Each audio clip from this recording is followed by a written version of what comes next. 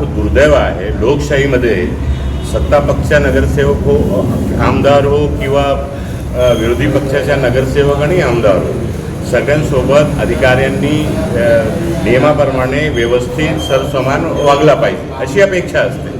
परंतु दुर्दैवाने मुंबई महानगरपालिका भ्रष्टाचाराची अड्डा झालेली आहे.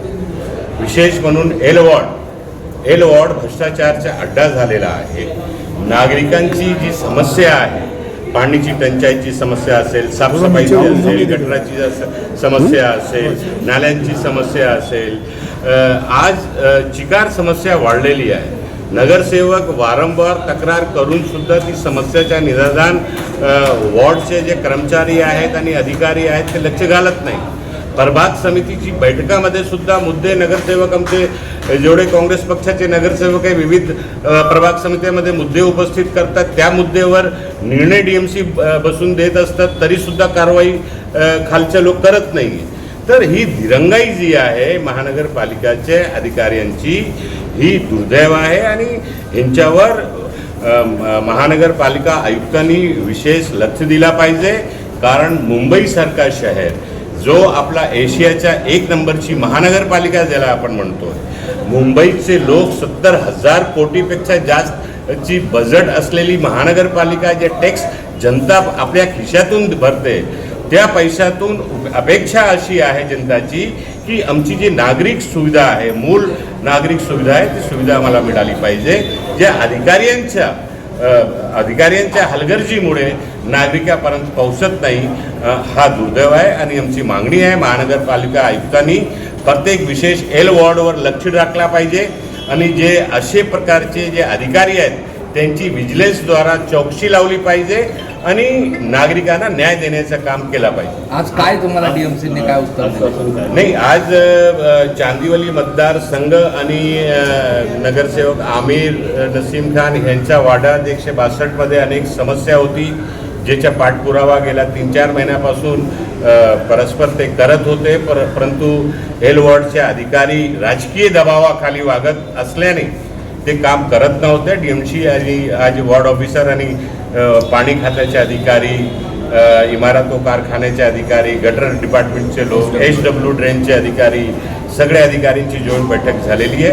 आणि त्यांनी आज DMC मॅडमनी जे या विभागाच्या DMC आहेत झोनचे संध्या नांदेडकरजी, त्यांनी स्पष्टपणे त्यांनी निर्देश दिलेला आहे. आणि आम्हाला अपेक्षा आहे की आजच्या मीटिंगच्या अनुषंगाने जे जे निर्देश देण्यात आलेले आहेत त्या एल वॉर्डचे अधिकारी इमानदारीपणे आपला कर्तव्याचा निर्वाह करतील. सत्तारूढ पक्ष स्वतःच्या नगरसेवकांसाठी विशेष निधी, जास्तीचा निधी देतो आहे, परंतु विरोधकांना मात्र अतिशय कमी निधी दिला जातो आहे. कुठेतरी यामध्ये राजकीय द्वेष आता दिसूनच येतोय की आता विशेष निधी ज्या भारतीय जनता पक्ष, शिवसेना या नगरसेवकांना 5 कोटी, 7 कोटी, 8 कोटी, 10 कोटी देण्यात आले. विरोधी पक्षाचे नगरसेवकांना 25 लाख, असंच गटनेत्यांना सुद्धा कोट्यावधी दिले, कारण की त्यांचे नगरसेवकांनी आवाज उचलू नये म्हणून. पण तोच हा दुर्दैव आहे. अशा कधी हे आपल्या महाराष्ट्र राज्य छत्रपती शाहू बाबासाहेब आंबेडकर ह्या त्यांची विचारधाराला घेऊन जाणारा हा राज्य आहे. शाहू फुले आंबेडकर आपण का नाव घेत असतो, त्यांची विचारधारा एक वेगळी आहे आणि तो विचारधारावर चालणारा हा आपला महाराष्ट्र राज्य आहे, मुंबई शहर आहे. परंतु दुर्दैवाने आजची जी भारतीय जनता पक्ष असो, शिवसेना असो, हे सगळे जे मिळून जे भ्रष्टाचार करतायत आणि भ्रष्टाचार करण्या मागचा जो उद्देश आहे की भ्रष्टाचार करायचा, पैसे जमा करायच्या, त्या पैशातून राजकारण करायचं आणि सत्ता टिकवायचा हा चालू आहे. एकीकडे आपण बघितलं तर मुंबईचे महापौर असतील, उपमहापौर असतील, नालेसफाईची पाहणी करण्यासाठी रोज दौरे करतायत.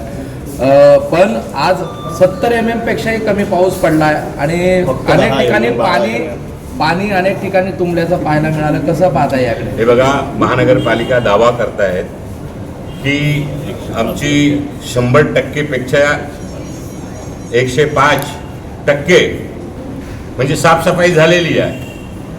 तुम्ही जाऊन पहा, आम्ही अनेक नाल्यावर जाऊन दौरा केलेला आहे. माहिती घेतलेली आहे. अजूनपर्यंत 50 पेक्षा जास्ती कुठेही साफसफाई झालेली नाही आहे. आता आज 10 mm पाऊस सकाळी पडला तर विविध ठिकाणी नाले आणि गटर सगळे भरून आले, रस्त्यावर पाणी व्हायला लागले. येणाऱ्या पावसामध्ये काय हालत होणार आहे या मुंबई शहराची, मुंबईची तुंबईच होणार आहे, तुंबणारच पाणी सगळीकडे. तर हे भ्रष्टाचार चालू आहे. महापौर आणि उपमहापौर जे फिरतायत मीडियाला घेऊन दाखवतायत की आम्ही पाहणी करायला निघालो आहे. पाणी, त्यांची पाहणीला काय व्हॅल्यू आहे का? अधिकाऱ्यावर काय वचक आहे का यांची? कारण भ्रष्टाचार प्रत्येक स्तरावर आहे, वरून पासून खालीपर्यंत आहे. तर अधिकारी त्यांना काय दाद देत नाही, हा विषय आहे. आपली मुख्य भूमिका काय असेल आणि सरकारकडे आमची भूमिका स्पष्ट आहे की प्रशासनाने नियमाप्रमाणे वागला पाहिजे. जनप्रतिनिधी जे जनताची समस्या मांडण्याचा प्रयत्न करत असतात त्या समस्यावर त्यांनी लक्ष दिला पाहिजे आणि नियमाप्रमाणे त्यांनी काम केला पाहिजे, वागणूक दिली पाहिजे. एक विशेष पक्षाच्या, सत्ताधाऱ्यांच्या पक्षाच्या कार्यकर्ता म्हणून काम नाही, अधिकारी म्हणून काम केला पाहिजे, ही अपेक्षा आमची.